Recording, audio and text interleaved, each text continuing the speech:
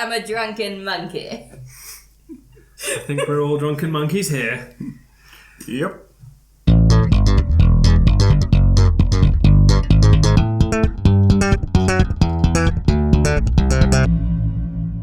Okay, so round 4 is Animalistic, another new one today. And Dave, you're first. Brief note. This is my shittest, so I'm sorry about this. This is one of my best, so it's cool. Okay, cool. I don't mind. It can be shit. Okay, in 1935, over in Australia, some bloke caught a 4 metre long... No, I specifically chose bloke. Okay, go on then. Some bloke caught a 4 metre long tiger shark, which ended up in a Sydney aquarium. 8 days later, however, the shark threw up a human arm. Now, after the police had fished it out, and with thanks to a very recognisable tattoo and the fingerprints, it was worked out to be from a local boxer called Jim Smith. So somebody kind of needs his arms. Well, it gets even weirder because it hadn't been bitten off. It had been chopped off. Jim was last seen playing cards with a guy called Patrick Brady, a known forger in the area, and the pair of them were taken by taxi to a Sydney boat. To a Sydney boat builder. Taxi to a boat, that's going to be a fucking expensive ride. Drying the seats out. To a Sydney boat builder and drug smuggler, Reginald Holmes, which doesn't sound like an Australian name at all. But Reggie Holmes does. Reggie Holmes, mate. Reggie Holmes, that dodgy fucking geezer. Anyway, shitty accents aside, go on. Apparently the rumour was that Smith had attempted to blackmail Holmes, and Holmes had gotten Brady to get rid of Smith. So Brady kills Smith and chops him up, stuffs him into a car trunk, and rolls it off into the sea.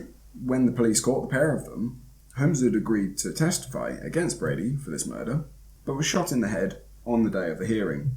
So Brady walks away due to lack of evidence, and no one ever worked out who killed Holmes either. So lots of dead people and a shark regurgitated and unbitten off arm. Yeah, so mysterious shark arm bite.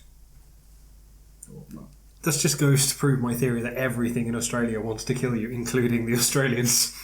Well, I've seen the thing this week. They've invented, it's essentially a small claw-like blade that is put between two Australian 1 pennies, and it just tickled me seeing this. Like, it's a little flick knife weapon, but it goes to show that even the currency in Australia is trying to kill you. That's fucking amazing.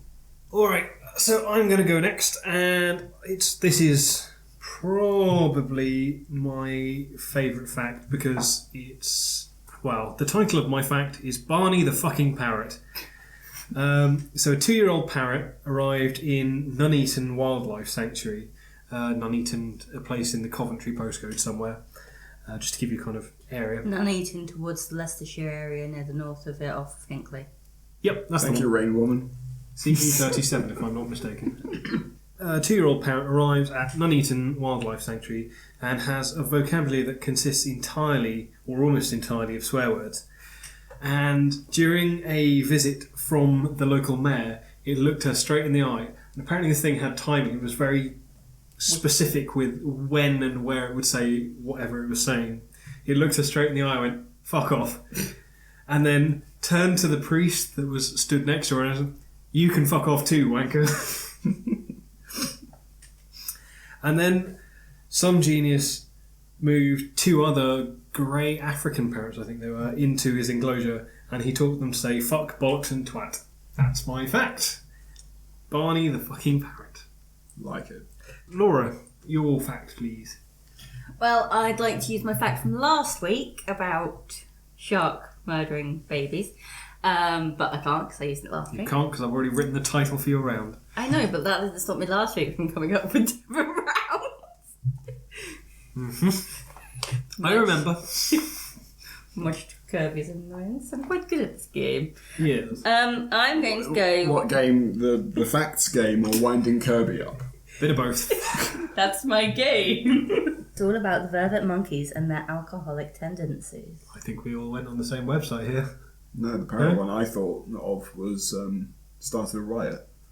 Oh no, I also know of the one where... let's talk about this. No, there's the one that started the riot, but there's also the seagull that steals Doritos.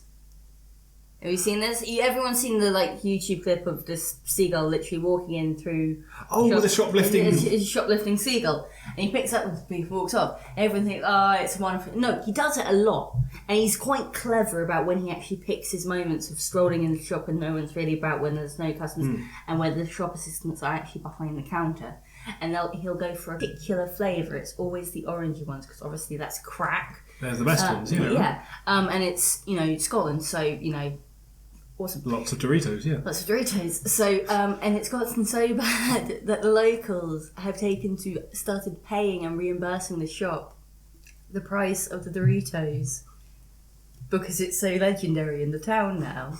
And they don't want to deprive the sneaky seagull of his cheesy snacks. I was just the only story I could think of with a seagull was Sandy Toksvig one. She was talking about she was in a pub by the seaside, and a seagull came and snatched a pizza out of a box from her. She was eating a pizza and snatched the whole thing. It was quite impressive. Yeah. Probably a small pizza, it must be, or a big seagull. Freaking albatross. What's this about Parrot starts to write? Yeah, alright, so we're talking some bar, and again, I don't have it really in front of me, so I'm not going to remember the whole thing, but you had two lads sat on one side, this parrot on his stand, kind of in the middle. And wasn't it in Europe? No. Sorry, is this a joke or is this a story? No, it's genuine. It's genuine. Okay. It was somewhere that wasn't England, and I thought it was in America, but it was an Italian guy starts chatting up this girl, and this parrot who's just learned offensive words has shouted something which the two guys have interpreted as the Italian guy who's hitting on the girl has said to her. Yeah. Of something of ill repute towards her. You whore. Something effectively. So they've got up and started a fight with him. Someone else has jumped to his defence. Suddenly you've got a four-man fight in the middle of a crowded pub. So you've now effectively got a riot on your hands. Because of a parrot. Because of a parrot. I love that. Yeah, it's great. Oh. Just a little dick parrot. At least our one wasn't, the one from my story wasn't, starting his own gang. You guys ever hear the one about the rat that plays the piano? It's a joke. This is not a story. I was about to say it's beginning to sound a lot like a punchline. No. This guy. He's comes in a bit of a tattered suit, looks a bit down on his luck, goes up to the bar, says to the barman, "Look, if I can amaze you, would you buy me 3 rounds of drink?" I'm talking really amaze here. Barman goes, "Yeah, sure, why not? If you can really amaze me, I'll generally, give you three rounds of drinks." So the guy gets out this little suitcase he's got down with him, opens up, inside is a rat with a tiny piano. Sets the little piano on the bar, and the rat starts playing away, honky tonk style music. I'm not going to try and imitate it again.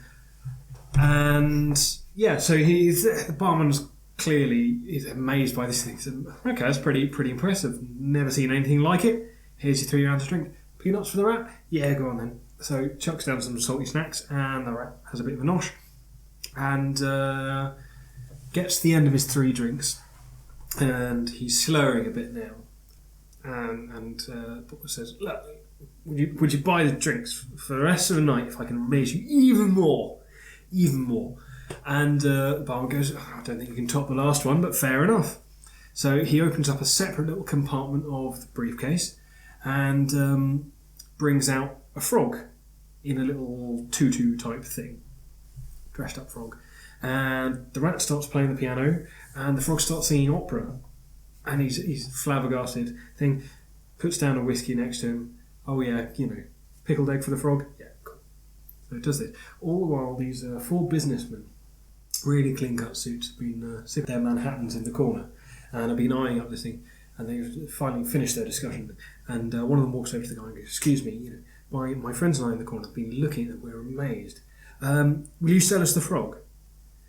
And the guy goes, "Yeah, £1 million you can have my frog."